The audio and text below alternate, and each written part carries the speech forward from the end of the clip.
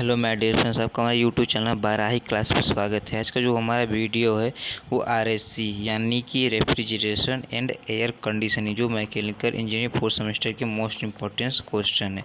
साथ ही साथ competitive exam के लिए भी महत्वपूर्ण है। तो चलिए आज का वीडियो स्टार्ट करते हैं। आज की वीडियो का पहला क्वेश्चन देखिए क्या है हमारा। ठीक है, लेक्चर नंबर 1 है। पहला क्वेश्चन क्या है, वाष्पीकरण शीतलन में आदर्श परिस्थितियों में हवा को जिस न्यूनतम तापमान तक ठंडा किया जा सकता है वह है। क्या बोला जाए, वाष्पीकरण शीतलन में आदर्श परिस्थिति में हवा को जिस न्यूनतम तापमान को ठंडा किया जा सकता है उसे क्या कहते हैं। इनलेट हवा का औसत बिंदु तापमान, या फिर इनलेट हवा को गीला बल्ब तापमान, या इनलेट हवा को शुष्क तापमान, या फिर उपरोक्त सभी बोलते हैं। तो आप पहले का क्या हो जाएगा, that is B is the right answer. यानी कि इनलेट हवा का गीला बल्ब तापमान जो होता है हमारा, उसी के कारण हमारा जो वाष्पीकरण शीतलन की आदर्श परिस्थिति होती है वो ठंडा किया जाता है। क्लियर, यानी पहले का B is the right answer. ठीक है, चलिए दूसरा क्वेश्चन देखते हैं। क्वेश्चन नंबर 2 क्या बोल रहा है, देखिए। तटीय क्षेत्रों में, ठीक है, ग्रीष्मकालीन एयर कंडीशनिंग के लिए नियोजित साइकोमेट्रिक प्रक्रिया है। ठीक है, तटीय क्षेत्रों में ग्रीष्मकालीन एयर कंडीशनिंग के लिए नियोजित साइकोमेट्रिक प्रक्रिया है। क्या, शीतलन और आर्द्रीकरण, या शीतलन और निरार्द्रीकरण। ठीक है, और क्या है, संवेदनशील या शीतलन, या फिर संवेदनशील हीटिंग। तो डेट इज शीतलन और निरार्द्रीकरण की जो प्रक्रिया हमारी कहलाती है, ठीक है, शीतलन और निरार्द्रीकरण की जो प्रक्रिया कहलाती है वो तटीय क्षेत्रों में ग्रीष्मकालीन एयर कंडीशनिंग के लिए नियोजित प्रक्रिया होती है। यानी कि B is the right answer, शीतलन और निरार्द्रीकरण। क्लियर है, ठीक है। अगला क्वेश्चन हम लोग देखते हैं। क्वेश्चन नंबर 3, यदि आपको इसका PDF चाहिए तो डिस्क्रिप्शन में लिंक हम लोग दे देंगे, उसको वहाँ से आप डाउनलोड कर सकते हैं। तो चलिए क्वेश्चन नंबर 3 देखते हैं।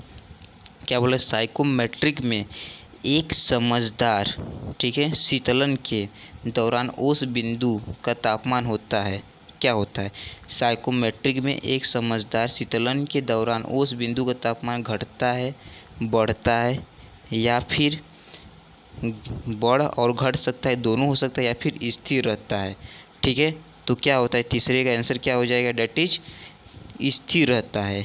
ठीक है, क्या स्थिर रहता है, क्यों, क्योंकि साइकोमेट्रिक में एक समझदार शीतलन के दौरान उस बिंदु का तापमान कैसा होता है, डेट इज स्थिर रहता है। यानी तीसरे का D is the right answer. ठीक है, ये मोस्ट इम्पॉर्टेंट क्वेश्चन है। ठीक है, तो चलिए अगला क्वेश्चन हम लोग देखते हैं। क्वेश्चन नंबर 4 क्या बोल रहा है, एक अच्छे रेफ्रिजरेंट, ठीक है, एक अच्छे रेफ्रिजरेंट का होना वांछनीय है। ठीक है, यानी एक अच्छे रेफ्रिजरेंट के लिए क्या महत्वपूर्ण है, उच्च महत्वपूर्ण तापमान, या कम महत्वपूर्ण तापमान, या उच्च हिमांक बिंदु, या फिर उच्च पिघलने वाले बिंदु। तो इसके लिए क्या महत्वपूर्ण होने चाहिए, तो डेट इज हम लोग जानते हैं उच्च महत्वपूर्ण तापमान एक रेफ्रिजरेंट का वांछनीय गुण होता है। ठीक है, क्लियर है, ठीक है। अगला क्वेश्चन देखते हैं हम लोग। क्वेश्चन नंबर 5 क्या है, निम्नलिखित में से कौन ओजोन के अनुकूल, ठीक है, निम्नलिखित में से कौन ओजोन के अनुकूल रेफ्रिजरेंट नहीं है। ठीक है, तो सबको पता है डेट फ्रियान 12 जो होता है हमारा ओजोन के अनुकूल रेफ्रिजरेंट नहीं होता है। तो 5वें का A is the right answer. Clear है, ठीक है। अगला अब हम क्वेश्चन देखते हैं। क्वेश्चन नंबर 6 क्या बोल रहा है, एक्वा अमोनिया, क्या बोला है, एक्वा अमोनिया अवशोषण शीतलन, सॉरी अवशोषण प्रशीतन प्रणाली में रेफ्रिजरेंट है। क्या है, एक पानी, या एक्वा, या फिर अमोनिया, या फिर वायु। ठीक है, यानी छठवां क्या हो जाएगा, डेट इज अमोनिया है एक। क्लियर है, क्या बोला है, क्वेश्चन पढ़ लो। एक्वा अमोनिया अवशोषण प्रशीतन प्रणाली में रेफ्रिजरेंट है। कैसा रेफ्रिजरेंट है, डेट इज अमोनिया है, जैसा रेफ्रिजरेंट होता है। क्लियर है, ठीक है। अब हम अगला क्वेश्चन देखते हैं। ठीक, क्वेश्चन नंबर 7 क्या बोल रहा है, देखिए, वाष्प संपीड़न प्रशीतन प्रणाली में तेल विभाजक के बीच रखा गया है। फिर से, वाष्प संपीड़न प्रशीतन प्रणाली में तेल विभाजक के बीच रखा गया है। क्या रखा गया, कंप्रेसर और कंडेंसर, या फिर कंडेंसर और थ्रॉटलिंग वाल्व, या फिर अगला क्वेश्चन, थ्रॉटलिंग वाल्व या फिर वाष्पीकरण या वाष्पीकरण या फिर कंप्रेसर। तो क्या बोला है, वाष्प संपीड़न प्रशीतन प्रणाली में तेल विभाजक के बीच क्या रखा जाता है, कंप्रेसर और कंडेंसर। ठीक, option number A is the right answer. ठीक है, क्लियर है। ठीक है, अब क्वेश्चन नंबर 8 पर हम लोग चलते हैं। देखिए 8 का क्या बोल रहा है, एक संपीड़न प्रशीतन प्रणाली में शीतलक द्वारा गर्मी की खारिज कर दिया जाता है, कंप्रेसर द्वारा या कंडेंसर द्वारा। डेट इज सबको पता होगा कंडेंसर द्वारा जो होता है प्रशीतन प्रणाली की शीतलन की गर्मी खारिज कर दी जाती है। क्लियर है, यानी B is the right answer. ठीक, चलिए अगला क्वेश्चन देखते हैं हम लोग। अब क्वेश्चन नंबर 9 क्या बोला है, एयर रेफ्रिजरेटर काम करता है। एयर रेफ्रिजरेटर किस पर काम करता है, कार्नोट चक्र, रैंकिन चक्र या ब्रेटॉन चक्र या फिर बेल-कोलमन साइकिल। तो किस पर कार्य करता है, एयर रेफ्रिजरेटर का किस पर करता है, डेट इज सभी को पता है कि बेल-कोलमन साइकिल जो होता है वो हमारा एयर रेफ्रिजरेटर का भी एक प्रकार ही होता है। यानी एयर रेफ्रिजरेटर किस पे काम करता है, बेल-कोलमन साइकिल पे कार्य करता है। ठीक है, यानी कि 9 का D is the right answer. ठीक, अगला क्वेश्चन देखते हैं हम लोग। क्वेश्चन नंबर 10 क्या बोल रहा है, निम्नलिखित में से कौन सा यौगिक रेफ्रिजरेंट नहीं है।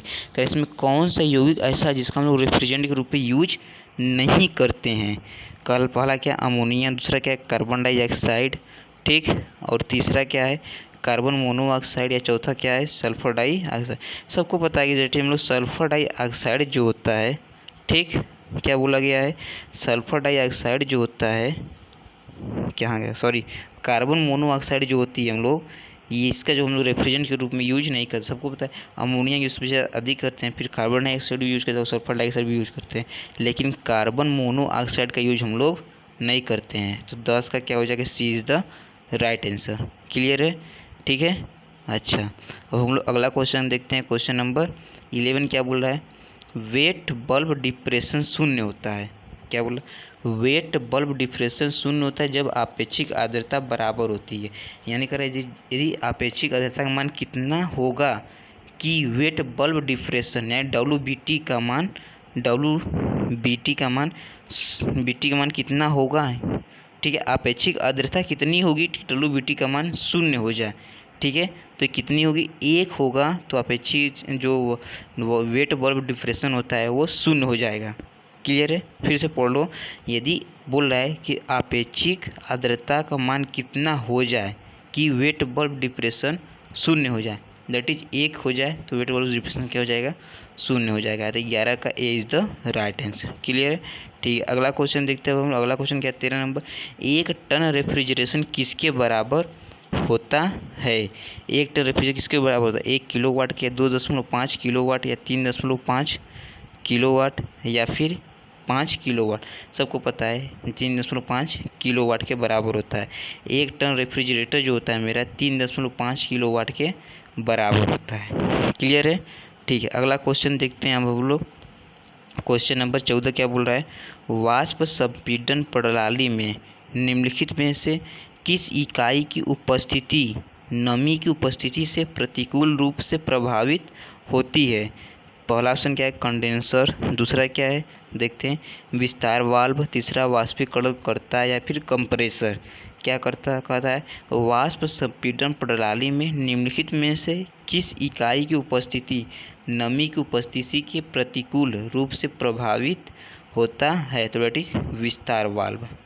ठीक, वाष्प संपीड़न प्रणाली में निम्नलिखित में से किस इकाई की उपस्थिति में नमी की उपस्थिति से प्रतिकूल रूप से प्रभावित होता है, डेट इज विस्तार वाल्व से प्रभावित होता है, यानी B is the right answer. 14 का क्या हो जाएगा, B is the right answer. Clear है, ठीक है। अगला क्वेश्चन अब हम लोग देखते हैं।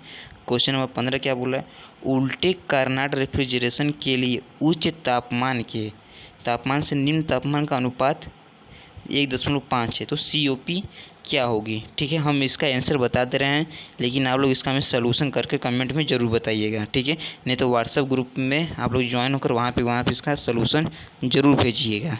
क्लियर है, ठीक है। तो इसका क्या हो जाएगा आंसर पर, सी इज़ द राइट आंसर, 4 हो जाएगा।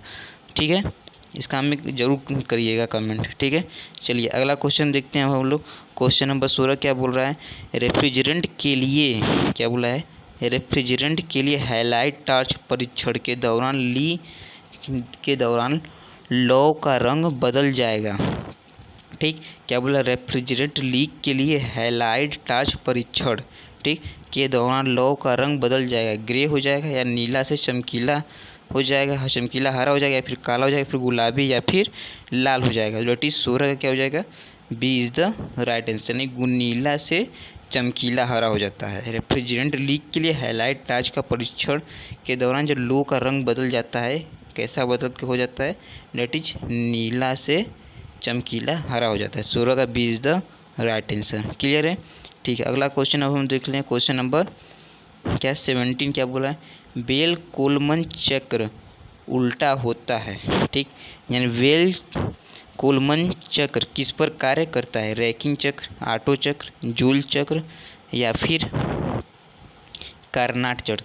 चूँकि बेल कोलमन चक्र जो हमारा कार्य करता है सबको पता है, इट इज रैकिंग चक्र पे कार्य करता है, यानी कि 17 का A is the right answer.